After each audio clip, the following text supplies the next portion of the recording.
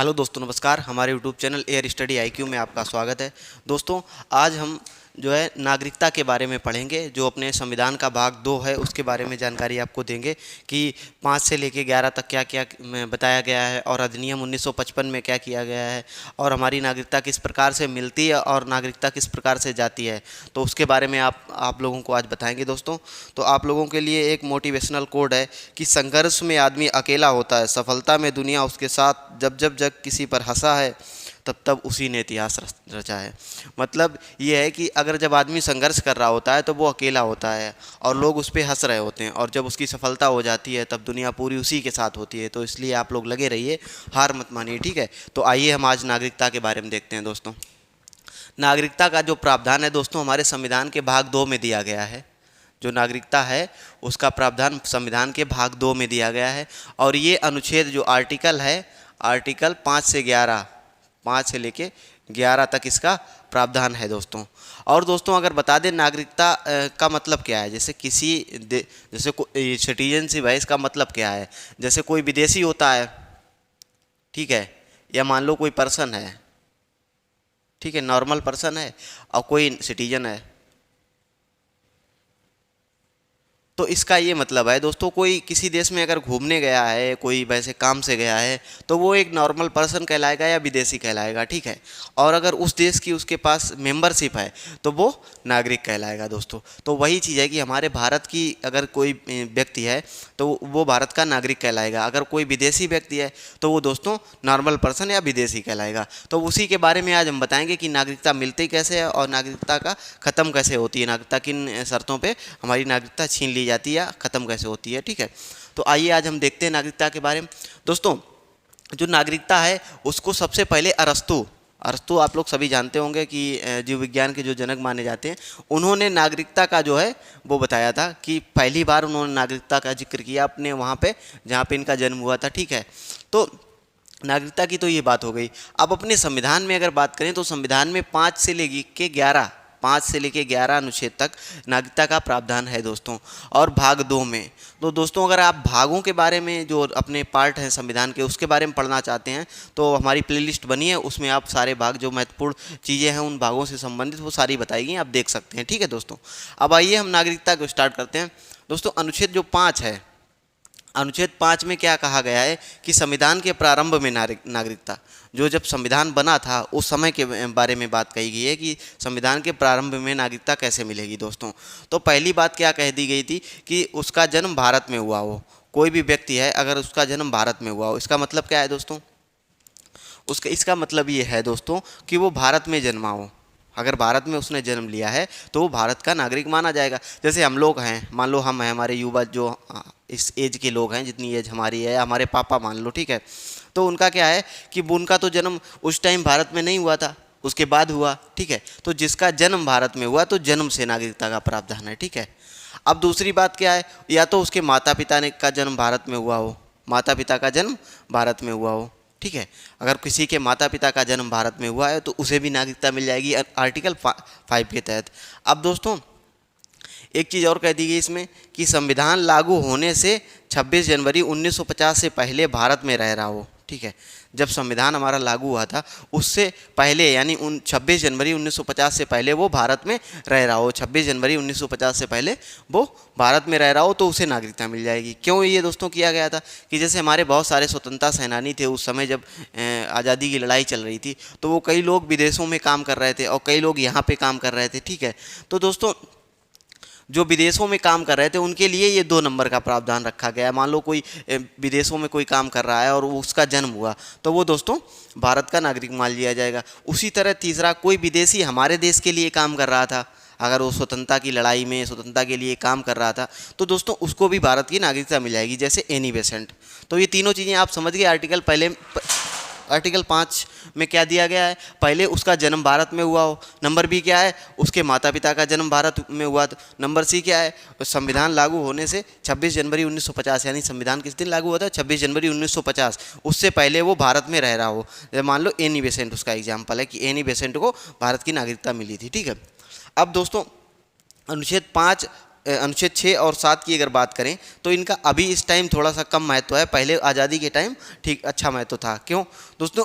ये उसी समय के लिए ये प्रावधान है दोनों। जैसे कहा गया था कि पाकिस्तान से भारत आए हुए लोगों की नागरिकता, जो पाकिस्तान से जो भारत लोग आए थे, जैसे मान लो जब पाकिस्तान और भारत का बंटवारा हुआ तब क्या हुआ, कुछ लोग पाकिस्तान गए, कुछ लोग वहाँ से भारत आए।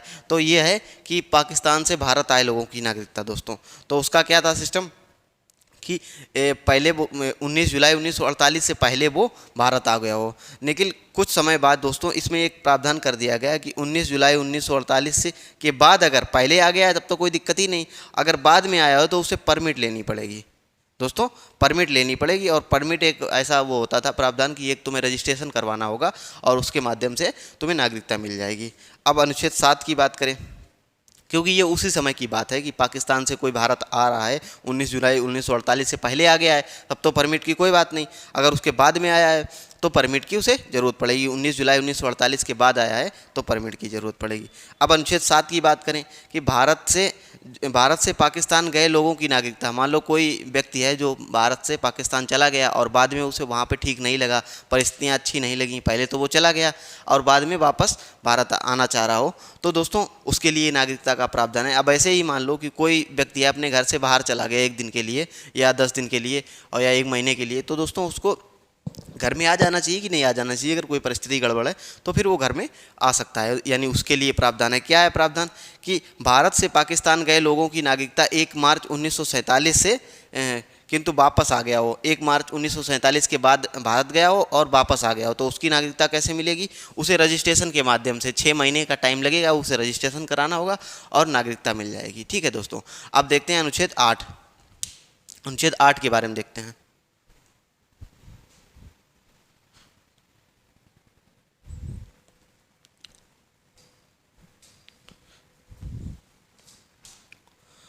आइए दोस्तों अब हम देखते हैं आर्टिकल 8। आर्टिकल 8 में क्या है? हमने पहले 5 देखा, 6 देखा, फिर 7 देखा। ठीक है, अब आर्टिकल 8 देखते हैं दोस्तों।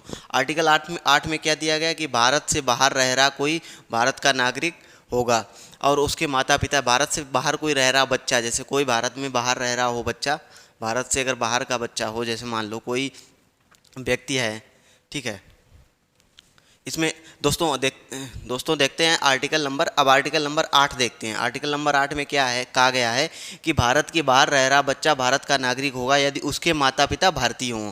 मतलब क्या है इसका? जैसे कोई एनआरआई है या कोई भारत का नागरिक है, वो भारत से बाहर वो जॉब कर रहा है या रह रहा है और वो भारतीय है तो उसका बच्चा भी भारत का नागरिक कहलाएगा दोस्तों। ये आर्टिकल 8 में कहा गया है। ठीक है, अब आर्टिकल 9 में क्या दिया गया है कि विदेशी नागरिकता लेने पर भारत की नागरिकता समाप्त हो जाएगी। इसमें समाप्त होने की बात कही गई है। अगर विदेशी कोई नागरिकता आपने ले ली है अपने मन से, स्वेच्छा से, तो आप भारत के नागरिक नहीं रहेंगे। 8 में दोस्तों क्या दिया गया है कि भारत के बाहर रह रहा कोई बच्चा, उसके माता पिता भारतीय हों तो वो भारत का नागरिक कहलाएगा। ठीक है, अब आर्टिकल 9 में क्या है कि अगर कोई व्यक्ति भारत से बाहर की मतलब विदेशी नागरिकता ले लेता है तो भारत की नागरिकता समाप्त हो जाएगी। आर्टिकल नंबर 10 में दोस्तों क्या कहा गया है? 10 में कहा गया है कि नागरिकता का बना रहना जब तक कि वो कोई अन्यथा कार्य ना करे, कि मतलब नागरिकता तब तक बनी रहेगी जब तक कि कोई अन्यथा कार्य ना करे। इसका मतलब क्या है? मान लो जैसे कोई नागरिक है और वो कोई गलत काम ना करे, मान लो देशद्रोह का, कोई अब भारत की बुराई ना करे, भारत का मतलब वो ना करे। जैसे मान लो चाइना भारत का युद्ध हुआ या भारत पाकिस्तान का युद्ध हुआ तो वो पाकिस्तान के नारे लगाया जा रहा, पाकिस्तान को जिंदाबाद बोले जा रहा है या चीन को जिंदाबाद बोले जा रहा, तो दोस्तों उसमें उसकी नागरिकता चली जाएगी क्योंकि वो भारत का नागरिक है। तो उसकी पूरी भारत में ही पूरी समर्पण होना चाहिए भारत के लिए, युद्ध की स्थिति में या किसी अन्य स्थिति में। ये आर्टिकल नंबर 10 में कहा गया है। अब आर्टिकल नंबर में 11 में क्या है कहा गया कि दोस्तों जब संविधान बना उस समय सारी परिस्थितियां बिल्कुल परमानेंट वैसी तो नहीं रहेंगी, बीच बीच में कुछ ना कुछ चेंज होता रहेगा, परिवर्तन तो संसार का नियम है। तो दोस्तों परिवर्तन तो होता रहेगा, इसीलिए ये जो नागरिकता का प्रावधान है दोस्तों ये संसद को दे दिया गया कि बाकी जो कानून नागरिकता संबंधी है वो संसद बनाएगी, कैसे किसको नागरिकता मिलेगी। तो ये हमने देखे, आर्टिकल नंबर 5 देखा, 6 देखा, 7 देखा, 8 देखा, 9, 10, 11 देखे, मतलब सारे हमने आर्टिकल कंप्लीट कर दिए जो हमने उसमें देखे थे। अब देखिए एक महत्वपूर्ण पार्ट आ गया है। महत्वपूर्ण क्या है दोस्तों? ये दोस्तों है नागरिकता अधिनियम 1955। इसके माध्यम से हमारे उसमें बताया गया कि हमें नागरिकता किन किन प्रकारों से मिलेगी और कैसे मिलेगी दोस्तों। ये बहुत इंपॉर्टेंट है। इस अधिनियम में क्या कहा गया है कि हमें 5 प्रकार से नागरिकता मिलेगी। अगर इस अधिनियम को देखें, नागरिकता अधिनियम 1955 को, इसमें कहा गया कि हमें 5 प्रकार से नागरिकता मिलेगी। पहली नागरिकता किस आधार पर मिलेगी कि जन्म के आधार पर। अगर कोई किसी व्यक्ति का जन्म भारत में हुआ है और 1986 से पहले किसी व्यक्ति का जन्म भारत में हुआ हो या माता या पिता, मतलब किसी एक का, माता या पिता किसी एक का जन्म अगर 1986 से पहले भारत में हुआ हो तो वो भारत का नागरिक माना जाएगा। तो दोस्तों इसमें क्या दिक्कत आई? इसमें दिक्कत आई कि अगर कोई किसी व्यक्ति का भारत में अगर मान लो जन्म हो गया है, ठीक है, और उससे किसी विदेशी ने शादी कर ली तो उसके बच्चे भी भारत के नागरिक माने जाएंगे। तो इसमें क्या किया गया है दोस्तों, माता या पिता एक को ही कह दिया। तो इसमें क्या कहा गया है कि 2003 के बाद, मतलब 1986 में ये चीज़ बोली गई, इसके बाद 2003 में एक संशोधन इसमें किया गया कि दोस्तों अगर माता पिता दोनों वैलिड होंगे, ऐसा नहीं है कि कोई एक विदेशी हो और उसके पास पासपोर्ट ना हो या इनवैलिड तरीके से वो यहाँ भारत में रह रहा हो तो वो नागरिक नहीं माना जाएगा। तो जन्म के आधार पर ये है। दूसरी है वंश के आधार पर।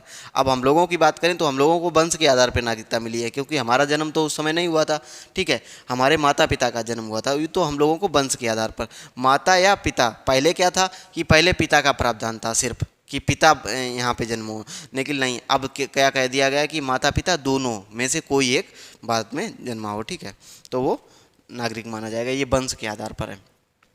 पंजीकरण के आधार पे क्या है, अगर किसी व्यक्ति को नागरिकता चाहिए तो वो रजिस्ट्रेशन करा सकता है और 7 साल उससे पहले, रजिस्ट्रेशन कराने से पहले 7 साल से उसे भारत में रहना होगा, तब वो रजिस्ट्रेशन के लिए एलिजिबल होगा। नंबर 4 में क्या कहा गया, देशीयकरण से नागरिकता। देशीयकरण से नागरिकता दोस्तों, अगर कोई व्यक्ति कला, विज्ञान, भारतीय भाषा और इन सब चीज़ों में वो है, तो दोस्तों मान लो अगर विज्ञान के क्षेत्र में कोई साइंटिस्ट है, वो भारत की नागरिकता लेना चाह रहे हैं तो हम उसे अपनी नागरिकता दे सकते हैं, लेकिन उसे 10 वर्ष भारत में रहना होगा। 10 वर्ष के लिए भारत में रहना होगा, तब हम उसे नागरिकता देंगे दोस्तों, ठीक है। अब नंबर 5 में क्या कहा गया है, अर्जित भूमि से। जैसे आप बात करें सिक्किम, अर्जित भूमि की जो ये 5वें नंबर की नागरिकता है, तो सिक्किम को जब हमने भारत का राज्य बनाया तो दोस्तों जितने भी लोग सिक्किम में रह रहे थे वो भारत के नागरिक हो गए। तो ये 5 प्रकार से। पहला क्या है दोस्तों, जन्म के आधार पर, ठीक है, दूसरा वंश के आधार पर, तीसरा पंजीकरण के आधार पर, नंबर 4 देशीयकरण से, और नंबर 5 क्या है, अर्जित भूमि के आधार पर। दोस्तों हम अब देखते हैं दोस्तों कि जो हमारी नागरिकता है वो समाप्त कैसे होगी। समाप्ति के क्या क्या वो हैं दोस्तों। पहला दोस्तों क्या है कि वो नागरिकता त्याग कर दे। अगर वो कोई व्यक्ति अपनी स्वेच्छा से नागरिकता का त्याग कर दे और वो किसी दूसरे देश की नागरिकता का ग्रहण कर ले तो उसकी नागरिकता खत्म हो जाएगी। दूसरी है बर्खास्त, मतलब किसी व्यक्ति की बर्खास्त नागरिकता, कैसे कि अगर उसने कोई गलत काम कर दिया, अन्यथा कार्य कर दिया तो उसकी नागरिकता वंचित हो जाएगी, मतलब खत्म हो जाएगी। तीसरी, वो नागरिकता से वंचित रहेगा। 3 प्रकार से दोस्तों नागरिकता खत्म होगी, त्याग कर सकता है, बर्खास्त की जा सकती है, वंचित हो सकता है। अब दोस्तों कुछ इंपॉर्टेंट पॉइंट देख लेते हैं कि जो हमारी नागरिकता ली गई है किस देश से ली गई है, ब्रिटेन से दोस्तों। अगर हम नागरिकता की बात करें तो कहाँ से ली गई है, ब्रिटेन से। दूसरा, अगर देखें कि हमारी नागरिकता किस प्रकार की है कि एकल नागरिकता है दोस्तों। जैसे अमेरिका की अगर बात करें तो अमेरिका में दोहरी नागरिकता है, वैसे हमारे में एकहरी नागरिकता है, मतलब एकल नागरिकता है दोस्तों, ठीक है। तो और इसका प्रावधान कहाँ से लिया, ब्रिटेन से। अधिनियम, अगर नागरिकता की बात करें तो कि कौन सा सबसे पहले अधिनियम आया, 1955। सबसे पहले इसमें संशोधन कब हुआ नागरिकता में, 1986 में, ठीक है। अगर प्राप्ति की बात करें तो ये 5 प्रकार से मिलेगी, 5 प्रकार से नागरिकता प्राप्त मिलेगी। अगर मंत्रालय की बात करें तो दोस्तों नागरिकता जो देता है वो गृह मंत्रालय सारे पैमाने डिसाइड करता है, तो उसके आधार पर नागरिकता मिलती है। तो दोस्तों ये हमने आप लोगों को भाग 2 जो संविधान का है और नागरिकता के बारे में हमने जानकारी दी है, ठीक है। और दोस्तों NRI, POI और इनके बारे में जो जानकारी होगी वो हम अगले मतलब भाग में देखेंगे। तो अगर आप लोगों को वीडियो अच्छा लगा हो तो हमारे वीडियो को लाइक करें और कमेंट करें, चैनल को सब्सक्राइब कर लें दोस्तों। जय हिंद।